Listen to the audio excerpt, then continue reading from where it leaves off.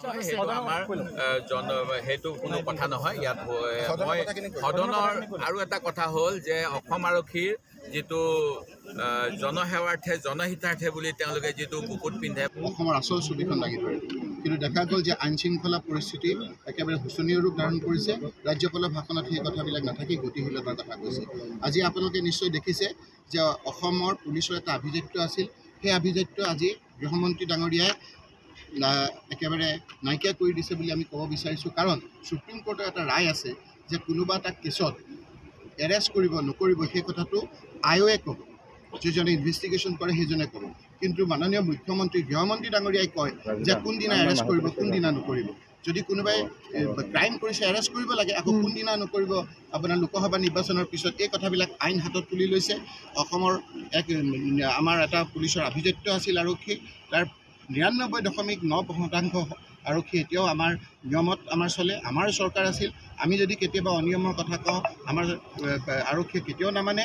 আজি 0.1%ৰ লগত লৈ আৰক্ষীক আপোনাৰ ব্যৱহাৰ কৰি যিদৰে ৰাহুল গান্ধীৰ ওপৰত অন্যায়ভাৱে কেছ জাপি দিছে, যিদৰে ভূপেন বৰা ডাঙৰীয়াক আক্ৰমণকাৰী এতিয়াও আপোনাৰ মুক্তভাৱে ঘূৰি ফুৰিছে, তেওঁক আপোনাক আটক কৰা নাই, এই কথা বতৰাবিলাকে আজি আপোনাৰ আইন শৃংখলা পৰিস্থিতিটো শোচনীয় হৈছে। সেই কথাবিলাকেই আপোনাৰ যি প্ৰতিপন্ন কৰিছে। আজি আপোনালোকে দেখিছে যে এনেধৰণৰ কেছ দিছে যে আমাৰ যিটো আমি ন্যায় যাত্ৰা কৰিছোঁ, সেই ন্যায় যাত্ৰাত বোলে মানুহ মৰিলে যিটো ধাৰা আহে সেই ধাৰাটো তাত সন্নিৱিষ্ট কৰি নন বেনেবল দিছে।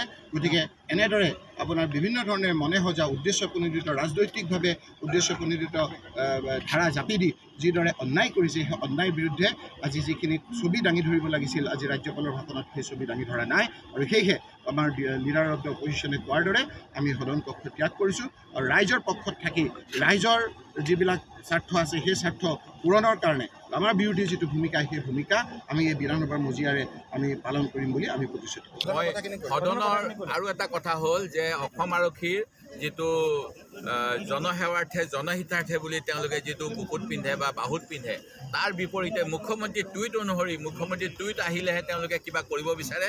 ইয়াতকৈ আৰু দুৰ্ভাগ্যজনক কথা নাই। যোৱা 31 জানুৱাৰী তাৰিখে যোৰহাটলৈ আমি ভূপেন বৰা ডাঙৰীয়াৰ লগত আৰক্ষীয়ে মতা অনুসৰি গৈছিলোঁ আৰু তাত আমি দেখা পাইছোঁ তাত আমাৰ ওপৰত prevention of destruction of public property ইয়াত এটা জামিনবিহীন ধাৰা লগাই দিছে। কিন্তু যোৰহাটৰ কোনো অঞ্চলতে কোনো বেৰিকেড নাছিল। আমি কোনো বেৰিকেড ভঙাৰ কথাই নাই। তাৰপিছতো ভুৱা গোচৰ মুখ্যমন্ত্ৰীয়ে কোৱা মতে তেওঁলোকে জাপি দিছে।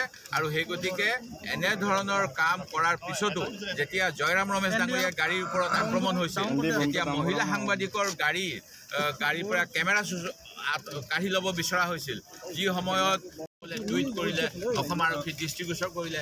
আমি বিভিন্ন সময়ত মুখ্য সচিবক সাক্ষাৎ কৰিলোঁ, DGPক সাক্ষাৎ কৰিলোঁ। তাৰপিছত অসম আৰক্ষী DGPক কোনো ধৰণৰ ঘটনা হোৱা নাই। কিন্তু ইয়াৰ স্পষ্ট প্ৰমাণ আছে, প্ৰথম দিনাৰ পৰাই অসম আৰক্ষীয়ে শাসক পক্ষৰ সহায় কৰিবলৈ যেনেধৰণে কৰিলে ই অসম আৰক্ষীৰ তাক কালিমা সানি দিছে।